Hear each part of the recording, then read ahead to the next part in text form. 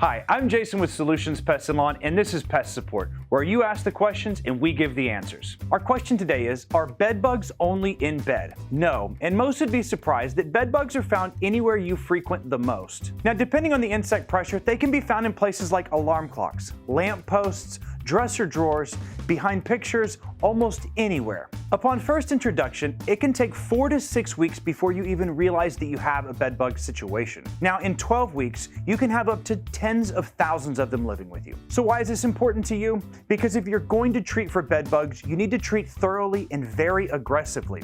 They can be harder to get rid of than an entitled teenager. I'm Jason with Solutions Pest and Lawn, and this is Pest Support. If you have any pest control questions you need answers to, or have any pest-related problems you need help with, stop by one of our stores, visit our website, or give us a call and get help today. Our question today is, oh, Give it a second. sure, no worries. This floor is not very stable. Oh, blame the floor. you videographers, all your excuses over there.